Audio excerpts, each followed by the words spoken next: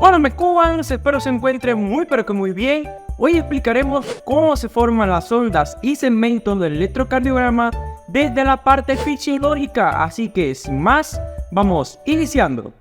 Lo primero que quiero que te aprendas es qué son los electrodos.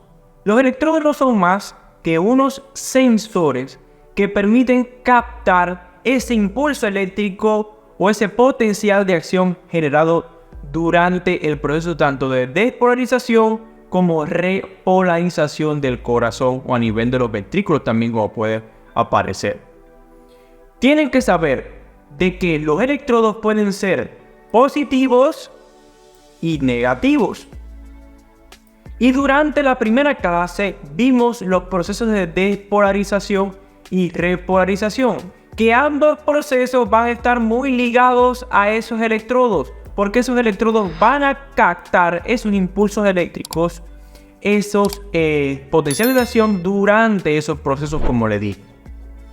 Entonces, para hacer más fácil la explicación, coloqué un electrodo positivo hacia la punta del corazón o hacia el vértice del corazón y un electrodo negativo un poco por encima de la aurícula derecha, para explicar un poco más fácil todo esto que tiene que ver con las ondas y los segmentos en el electrocardiograma.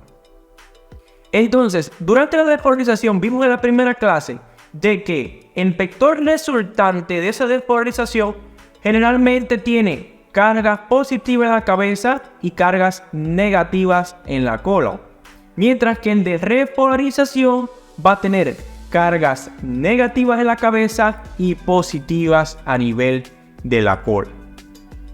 Entonces, cuando ese vector de despolarización o los vectores generados durante el proceso de despolarización se acercan a el electrodo positivo, lo que se va a registrar en el electrocardiograma, en el papel electrocardiográfico, son deflexiones u ondas positivas. Mientras que si el vector de despolarización se acerca hacia un electrodo negativo, ¿cómo lo va a interpretar? Bueno, como una deflexión negativa. Entonces, cuando sepan que la despolarización, cuando se acerca hacia un electrodo positivo, registra deflexiones positivas, mientras que cuando se acerca a un negativo, registra deflexiones negativas. Durante la repolarización va a ocurrir lo contrario. Cuando ese vector de repolarización se acerca a un electrodo negativo, va a registrar ondas o deflexiones positivas o deflexiones por encima de la línea isoeléctrica. La línea isoeléctrica que se toma como una línea horizontal que constituye el patrón para decir que por encima de ella son deflexiones positivas y por debajo de ella son deflexiones negativas. Como les dije, durante la repolarización, cuando se acerca el vector de repolarización hacia un electrodo negativo, ¿qué ocurre? Se registran deflexiones positivas. Mientras que si ese vector de repolarización se acerca a un electrodo positivo, lo va a registrar como una deflexión negativa. Si se da cuenta, durante la despolarización y repolarización son procesos contrarios en cuanto a los registros o cómo pueden aparecer las ondas o deflexiones en el electrocardiograma. También para recordarte de la clase pasada, el sistema de conducción eléctrica del corazón, para explicarte mejor o hacerte más fácil todo esto. Nodo sinusal genera el impulso eléctrico que viaja a través de las vías internodales hacia el nodo auriculoventricular, donde ocurre un retraso en la conducción. Después pasa rama penetrante, rama distal del haz de His, para dividirse a nivel de tabique interventricular, que es este que está aquí, en rama izquierda y rama derecha. Después de esa rama del haz de His, se dividen finalmente cuando llegan cercanos a ese músculo ventricular en unos arbolitos, que yo les dije que eran arbolitos para que fuera más fácil, en unas ramitas parecidas así, que son fibras de Purkinje, que estas tienen funciones especializadas en conducir ese impulso eléctrico mucho más rápido que las vías, incluso las vías internodales, hacia ese músculo ventricular y propiciar los procesos generalmente de contracción. Esto tienes que recordártelo. Pero, importante, en el sistema de conducción eléctrica del corazón, que lo representé aquí, no quiere decir de que solamente se despolarice la aurícula derecha, no solamente se despolarice la aurícula, el ventrículo derecho, sino que también se van a despolarizar la aurícula izquierda y el ventrículo izquierdo. Solo que para la representación de ese sistema de conducción eléctrica se utiliza generalmente esa aurícula y ese ventrículo derecho, porque en ese nivel se encuentran fibras más especializadas, que van a ser las vías internodales, el nodo auriculoventricular, todo eso que son más especializadas que a otros niveles del corazón. No quiere decir de que no se genere impulso eléctrico hacia la aurícula izquierda, no se genere impulso eléctrico hacia el ventrículo izquierdo, sino que en esa aurícula derecha, en ese ventrículo derecho, van a existir estructuras especializadas en la conducción del impulso eléctrico. Es decir, que van a conducir más rápido que en otros sitios del corazón. ¿Hasta aquí te ha quedado claro esto? Bueno, vamos a empezar a ver cómo es todo esto. Durante la despolarización auricular, quiere decir que se están despolarizando ambas aurículas. Por esto especifiqué lo del sistema de conducción y la conducción hacia otras partes del corazón. Durante la despolarización auricular se genera un vector resultante. ¿Qué va a ser un vector resultante? No más que un vector medio, se puede decir que así, no sé cómo se explique, pero lo explico así para hacer más fácil. Un vector medio, si tenemos tres vectores aquí, se toma como vector medio este de aquí, que es decir, que una media de todos esos vectores que se van a generar durante los procesos, en este caso de despolarización.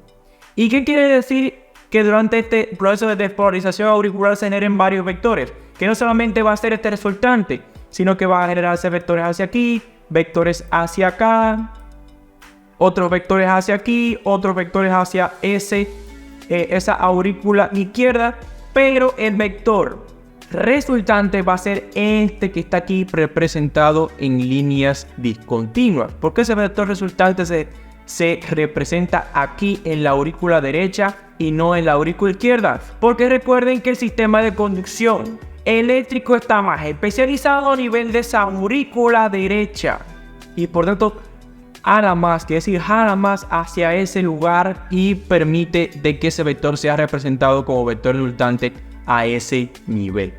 Y ese vector resultante de la despolarización auricular, como vimos aquí que existe un electrodo positivo a nivel del vértice del corazón, uno negativo en la parte más alta de dicho corazón, ese vector se va a dirigir, si se dan cuenta, la punta de ese vector se va a dirigir hacia ese electrodo positivo y por tanto que va a generar una onda o deflexión positiva porque está dirigiéndose hacia ese electrodo positivo y se genera la onda P, que esa onda P va a ser no más que la interpretación de ese electrodo para decirte que se están despolarizando esas aurículas. Van viendo aquí como todo tiene relación, como todo se concatena. Bueno, seguimos. Después de que ese vector de despolarización auricular hizo la despolarización de todas esas aurículas, es decir, de ambas aurículas, llega hacia un sitio específico llamado nodo auriculoventricular, que como vimos en la clase pasada, ¿qué ocurría? Un retraso en la conducción eléctrica a nivel del corazón. Y como ocurrió un retraso a nivel de la conducción eléctrica, no estaba pasando impulso eléctrico durante alrededormente de una cifra bastante pequeña de tiempo. Recuérdense que este retraso es un tiempo bastante pequeño, un tiempo muy importante. Se dice que alrededor del 0.09 segundos de retraso. Bueno, como existe un retraso en la conducción, no se va a estar generando impulso eléctrico, no se pasa impulso eléctrico hacia ese ventrículo derecho. ¿Qué va a ocurrir? Que ese electrodo, como no le está llegando impulso eléctrico, durante ese tiempo lo va a registrar con una línea isoeléctrica. Quiere decir, una línea que representa, en este caso, que no está conduciéndose nada, que no está pasando nada y por tanto se representa como una línea horizontal, una línea isoeléctrica. ¿Van viendo esto? Y esta línea isoeléctrica va a representarse después de esa onda P. Y esa línea isoeléctrica va a ser llamado segmento PR. Dicho segmento que va desde el final de la onda P hasta el principio del complejo QRS. Pero vamos a ver después que el complejo QRS, adelantándose en esta clase, vamos a ver un poco más adelante. Ya vimos que ocurre despolarización auricular, ocurre retraso en la conducción eléctrica dada por ese segmento PR en la representación electrocardiográfica, para después de que ocurre ese retraso se conduce hacia ese ventrículo derecho y el ventrículo izquierdo también ese impulso eléctrico o ese potencial de acción. Pero lo primero que va a despolarizarse en ambos ventrículos va a ser el tabique interventricular. Recuérdense del sistema de conducción eléctrica. A ese nivel se encontraba el haz de His en su rama distal, en su porción distal, en su rama derecha, en su rama izquierda. Y el vector resultante o los vectores resultantes de esta despolarización a nivel del tabique interventricular, ¿cómo se va a representar? Mírenlos aquí. Si se dan cuenta, la punta o la cabeza de ese vector no se está dirigiendo hacia ese vértice del corazón, sino que se está dirigiendo un poco más hacia ese electrodo negativo. Y como es un proceso de despolarización, y les hablé que durante la despolarización, si el vector se acerca, en este caso, a un electrodo negativo, va a representarse como una deflexión negativa. Existe una representación electrocardiográfica llamada onda Q, que en este caso va a ser negativa. Miren, está representada en rojo, se encuentra por debajo de esa línea isoeléctrica. Y por tanto, esto es lo que nos va a decir de que se está despolarizando el tabique interventricular mediante esa deflexión negativa. Recordamos, despolarización auricular, onda P, retraso en la conducción, el segmento PR que va desde el final de la onda P hasta el principio del complejo QRS, que en este caso va a ser hasta aquí, hasta el inicio de esa onda Q. Este pedacito va a ser PR. Y esa onda Q que va a representar la despolarización del tabique interventricular, que en este caso el vector resultante no se va a dirigir a la punta, sino que se va a dirigir un poco más hacia ese electrodo negativo y por tanto se registra una deflexión negativa. Después de que pasa ese impulso por el haz de His, que vimos que el haz de His tenía una función importante en la despolarización de ese tabique interventricular, es necesaria la despolarización de gran parte o la gran porción de tanto ese ventrículo derecho como ese ventrículo izquierdo. Y esta despolarización de ambos ventrículos lo vamos a representar con estos vectores que están aquí. Miren qué cantidad de vectores despolarizando esos ventrículos, que generalmente despolarizan primero el vértice, después van dirigiéndose hasta finalmente despolarizar las bases de esos ventrículos. Aquí va a haber dos cosas importantes que les voy a explicar. Bueno, el vector resultante de esa despolarización ventricular va a ser este que está aquí. Y si se dan cuenta, ese vector va a estar más dirigido hacia el ventrículo izquierdo que hacia el ventrículo derecho. ¿Y esto por qué? Porque el músculo ventricular del ventrículo izquierdo es más grueso y por tanto permite de que ese vector sea más dirigido hacia el ventrículo izquierdo que hacia el ventrículo derecho.